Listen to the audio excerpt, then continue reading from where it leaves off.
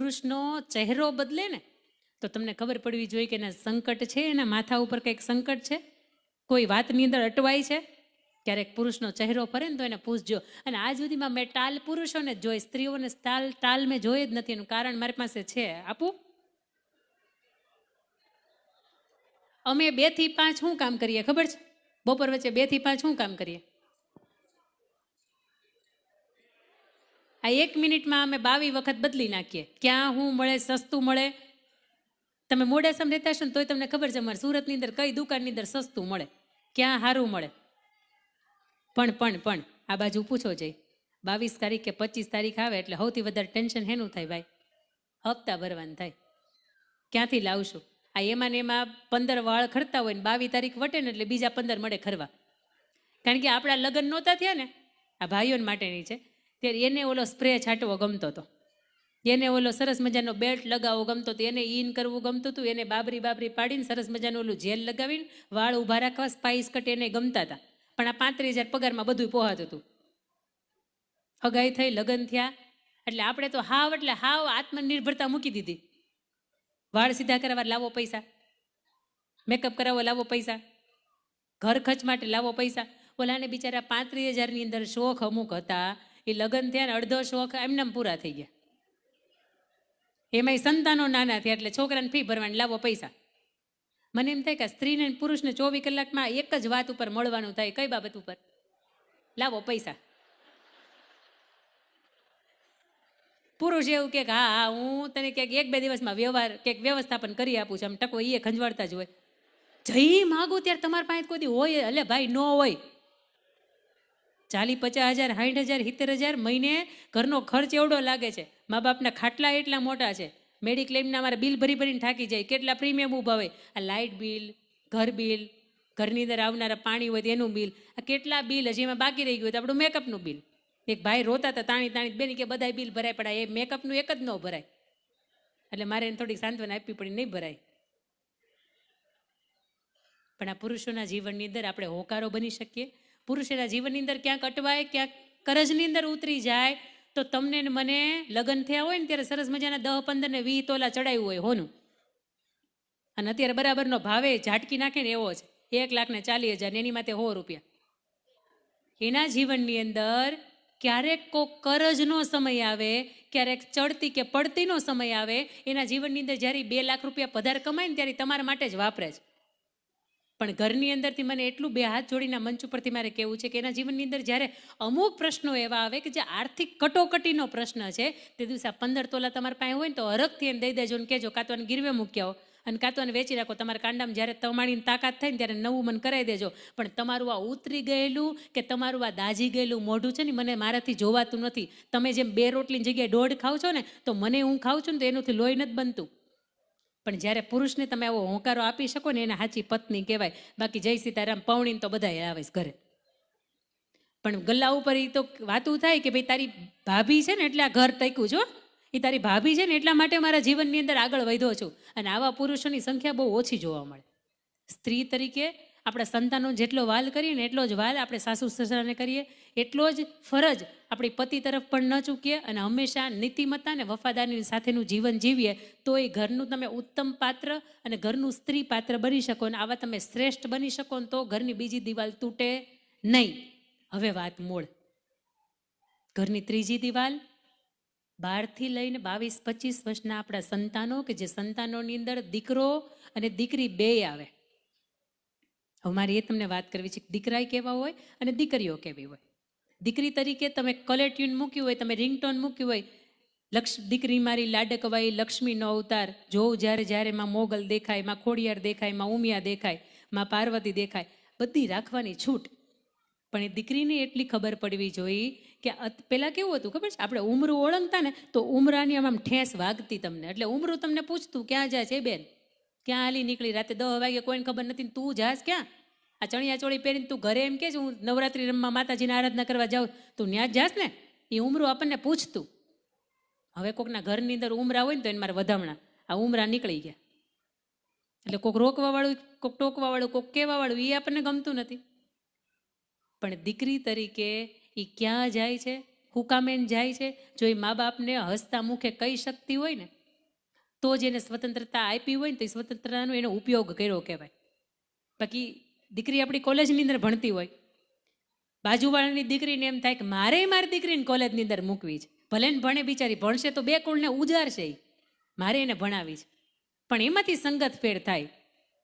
બાપનું મોઢું જોવાય રાજી ન હોય, બાપની પાઘડી ઉતારીને એના હાથને પગને આંગણે મૂકે કે બેટા હવે તો સમજી જા, એ સમાજ આપણો નથી, એ ઘર આપણું નથી, એ પરંપરા આપણી નથી, એ રીતિ રિવાજ આપણા નથી, બોલી આપણી નથી, ઘરનો પહેરવેશ આપણો નથી, ઘરનું ભોજન આપણું નથી, ક્યાંય એકે રીતે મેચ નથી થતું. તું એક વખત તો જો ખાલી મોઢું જોઈને થોડું મોહી જવાય, થોડીક અમારી આબરૂની કિંમત કર. અને તેથી દીકરી એમ કે નહીં મન તમે, હું તમને નથી ઓળખતી, હામાં કેસ મારે, હામાં કેસ મારે.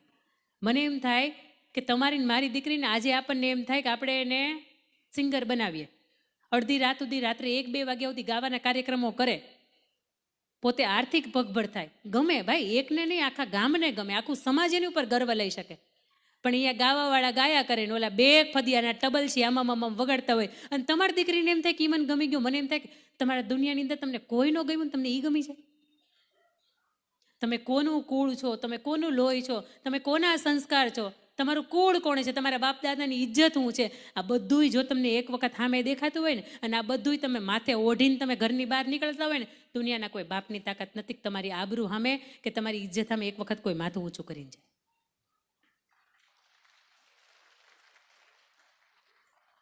સમાજની અંદર આજે પણ કેટલાય તે રોકટોક લાગે છે ને, એનું કારણ સમાજમાં બનતી અમુક ઘટનાઓ છે. પણ આ ઘટનાઓની વચ્ચે મારે તમને એક પ્રસંગ યાદ કરાવવો છે. 2023ની અંદર ભાવનગરની અંદર સુભાષનગરની અંદર ઝીણાભાઈ ભરવાડને ઘેર એક જાન આવે, અને એ દીકરીના અને દીકરાના બેના લગ્ન હોય, અને એ દીકરીના લગ્ન જેવા આવે અને જાન ઢબક ઢબક ઢબક કરતી માંડવે આવે, એ પેલા દીકરી હેતલબેનના પ્રાણ પંખેડા ઉડી જાય. પોતે દુલ્હનના રૂપની અંદર તૈયાર થઈને બેઠી છે, અને ઈશ્વરના એના તેડા આવે, સ્વર્ગેથી ઉતર્યા વિમાન રે, હેતલબેનના તેડા આવ્યા રે લોલ. હેતલબેનના જે પ્રાણ પંખેડું હતું ઈશ્વર લઈને ઉડી જાય. પાછળથી ઘર પરિવારને ખબર પડે કે જે દીકરીના લગ્ન થવાના હતા માંડવે હવે જાન આવીને ઊભી છે, અને એ દીકરી હવે હાજર નથી, કારણ કે એ હયાત જ નથી રહી. શું કરીશું? પંચ ભેગો થાય. ઘરની અંદર જે વડીલ તરીકે જે ઝીણાભાઈ ભરવાડ હોય એ નિર્ણય કરે કે ઘરની અંદર આ ઈશ્વરે એના દરબારની અંદર જે કરવું હતું એ કર્યું, પણ હું નિર્ણય કરું છું કે આ જાન છે ને એને પાછી હું નહીં ફેલવું. આની અંદર મારી નાની દીકરી છે ને એને હું પરણાવીશ. અને તૈયારી કરવાની શરૂઆત થાય. એક બાજુ જાન આવીને ઊભી રહી ગઈ છે, માથું ઘૂમટ તાણીને એને બેસાડવાની છે. દીકરીને સંદેશો આપવામાં આવે કે બેટા મોટી બેનનું જે કંઈ પણ થયું આપણે પછી વિધિ કરશું, પણ અત્યારે આ મંડપની અંદર જાનને એમનેમ ખાલી ન મોકલાય, તારે એ જાનની અંદર તારે દુલ્હન થઈને તારે પરણવાનું છે. એ દીકરીની બેનપણીયું એવું કે તું કહેતો ખરા તને પાત્ર ગમે છે કે નહીં, તું કહેતો ખરા તને ઘર ગમશે કે નહીં. અને તે દિવસે આ દેશની દીકરી સાહેબ એટલું બોલે છે કે મારા બાપે જે જગ્યાએ નિર્ણય કર્યો હોય ને અમારે જોવાનું ન હોય. આવી દીકરીઓથી આ દેશ ઉજળા છે, આવી દીકરીઓથી આજનો આ સમાજ ઉજળો છે. બીજી મારે 1857ની તમને વાત કરવી છે. 1857ની અંદર અંગ્રેજો ભારતની અંદર ગુલામી કરીને ભારતને ગુલામ બનાવીને બેઠા છે. આ સમયગાળાની વચ્ચે એક અંગ્રેજ અધિકારી એના 7-8 અધિકારીઓની સાથે આવે, અને એક 12 વર્ષની દીકરી હોય, ખૂબ સુંદર લાગતી હોય, અને હજી તો યુવાની એના ઉંમરે આવે. આવા સમયગાળાની વચ્ચે દીકરી પોતાની બેનપણીઓની સાથે માથા ઉપર હેલ મૂકીને ગોળી મૂકીને પાણી ભરીને આવતી હોય, અને ગોરો અંગ્રેજ અધિકારી એવું કે આ દીકરીની સાથે મારે લગ્ન કરવા છે. જો આની સાથે હું લગ્ન કરું ને તો ખડેલ આભને ટેકા દઈને આવા મારે દીકરા થાય, આની યારે લગ્ન કરવા છે. એ હળવેકથી નજીક આવે, ઘોડા ઉપર હજી હોય ત્યાંથી નીચે ઉતરે, અને દીકરીનું આમ કરી આમ બાવડું પકડે અને દીકરીને લગ્નનો પ્રસ્તાવ મૂકે.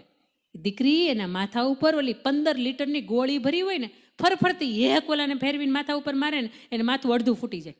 લોહીથી લુહાણ થઈને એના જે પણ મિત્રોની સાથે જે કર્મચારીઓ મંડળની સાથે આવ્યો હોય ને લઈ જાય.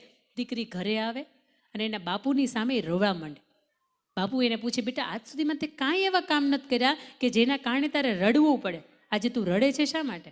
અને તે દિવસે દીકરી એવું કહેતી હોય કે બાપુ ઓલો ગોરો અંગ્રેજ અધિકારી છે ને એને મારું બાવડું પકડ્યું છે. હવે તમારી પાસે 2 વિકલ્પ છે, કાં તો તમે મને ઝેરનો કટોરો આપો, મારાથી મરી જવાય, કોઈ પર પુરુષ મને આમ ટચ કરીને જાય ને તો મારાથી જીવાય નહીં, અને કાં તો તમારી પાસે બીજો વિકલ્પ છે કે મારા સગપણ, તમે 1857ની વાત કરું છું, 12 વર્ષની દીકરીને સગપણ થતા, અને 17 વર્ષના દીકરા નાનકાની સાથે તમે મારા સગપણ કર્યા છે, તો તમે એક વખત એને સંદેશો મોકલાવો કે જો એના કાંડાની અંદર તાકાત હોય ને તો એ ગોરા અંગ્રેજ અધિકારીને મારે, એના લોહીની અંદર મારીને ચૂંદડી ડૂબોડે અને પછી મને ભર મંડપની અંદર ઓઢાડવા આવે. સાહેબ, ઇતિહાસ સાક્ષી છે કે આ ગોરા અંગ્રેજ અધિકારીને પેલા 17 વર્ષના નાનકાએ માર્યો હતો, એના લોહીની અંદર ચૂંદડી ડૂબોડી હતી અને પછી એને ભર મંડપની અંદર ઓઢાડી હતી. આ વાતના માધ્યમથી આપની વચ્ચે મારી એ વાત મૂકવી છે કે 12 વર્ષની દીકરીને ખબર પડતી હતી કે કોઈ પારકો પુરુષ મને આમ સ્પર્શ કરીને જાય તો મારાથી જીવાય નહીં. આજે 22 વર્ષની દીકરીને ખબર ન પડે? પડે. પણ આ દીકરીઓની ક્યારેક સંગત બદલી જાય, આ દીકરીઓના પપ્પાની કેપેસિટી ઝૂડિયોમાંથી કપડાં પહેરાવે આટલી હોય, પણ બેનને અભરખા ઝારા કંપનીના પહેરે ને એવા હોય. ઘણી વખત પાણીની બોટલ મારી પાસે હોય ને તો હું આનું ઉદાહરણ આપવું મને ખૂબ ગમે. આ પાણીની બોટલ છે ને ભાઈ, આની કિંમત કેટલી? 10 રૂપિયા. હા, હવે આની અંદર હું દૂધ ભરું તો કિંમત કેટલી? 50 રૂપિયા મૂકીએ આપણે. અડધો લીટર, 1.5 લીટર, એટલે આની આપણે 50 રૂપિયા કિંમત મૂકી. હવે એમાંથી હું મિલ્ક શેક ભરું, સરસ મજાની ફ્લેવર ને ખાંડ ની બધું આવે, તો આની કિંમત કેટલી થાય? 100 રૂપિયા થાય. હવે આની અંદર હું ઘી ભરું તો આની કિંમત કેટલી થાય? 500 રૂપિયા આપણે મૂકીએ. આ જ પાણીની બોટલ છે, અંદર પાણી ભરો તો એની કિંમત 10 રૂપિયા થાય. આ જ આખું છે. સંસ્કાર નથી ને તો એની કિંમત 10 રૂપિયાની જ છે. પણ આ જ પાણીની બોટલની અંદર જો ઘી ભરવામાં આવે તો આની કિંમત 500 રૂપિયાની થાય. અને તમને અને તમારી પાસે એક પાણીની બોટલ હોય કે એમાં પાણી ભર્યું હોય, અને મારી પાસે પાણીની બોટલ હોય કે એમાં ઘી ભર્યું છે, અને તમે મને પૂછવા આવો કે આને એક્સચેન્જ કરવી, ત્યારે મારો જવાબ શું હોય? એક્સચેન્જ ન કરાય ભાઈ. તારી પાસે જે છે ને એની કિંમત 10 રૂપિયા છે અને મારી પાસે જે કિંમત છે ને એ 500 રૂપિયા છે. 490 ગણી વધારે છે મારી પાસે. તારી યાર એક્સચેન્જ ન કરાય. તો મને એમ થાય કે આ આખું જેથી કોકની યાર એક્સચેન્જ કરવાનું હોય ત્યાંથી કેમ વિચાર નથી આવતો કે આ આપણી કિંમત કેટલી છે અને સમાજની સામે આપણી સામે કોઈક એક્સચેન્જ કરવા આવ્યો છે એની કિંમત કેટલી હોય. ન્યા કેમ એમ થાય કે હાલ ભાઈ તું એક જ પ્રશ્ન મૂક્યો છે, તે એક જ પ્રસ્તાવ મૂક્યો, તે એક જ પ્રપોઝ કર્યો છે, તું મને ખાલી એમ કે હું તને બહુ પ્રેમ કરું છું, હું તારી યાર હાલતી થઈ જાઉં ને, આવા મારા કુળના સંસ્કાર કે આવા મારા મા બાપે મને સંસ્કાર આપ્યા નથી. આટલી હલકાઈ મારી અંદર બિલકુલ નથી. અને સંગત ફેરથી મને એટલી ખબર પડે કે સંગત ફેર 2 કલાકની, 5 કલાકની, 15 દિવસની થાય તો એ 15 દિવસની અંદર તમને 2 મહિનાથી જે પ્રેમ કરતું હોય એ પ્રેમ દેખાય. અને મા બાપ મરી ગયા બિચારા 20 વર્ષના, તમને પેટે પાટા બાંધીને એની પાસે નહોતું તેથી એણે તમને શ્રેષ્ઠ આપ્યું છે. એની પાસે સગવડતા નહોતી છતાંય તમને શ્રેષ્ઠ આપ્યું છે. આટલો મા બાપનો 20 વર્ષનો પ્રેમ તમને પ્રેમ કાં ન દેખાય? એક દીકરી તરીકે હંમેશા આપણી ફરજ પડે કે બાપનું નામ કોક ઊંચા અવાજથી લે ને તો એને રગદોળી નખાય, એને માટીની અંદર મેળવી દેવાય, પણ મારા બાપની વિરુદ્ધમાં જાય ને એને જીવતોય ન મુકાય. આવી ખાનદાની ને આવું ચરિત્ર ઉજળું હોય ને તો તમે દીકરી કહેવાને લાયક બને.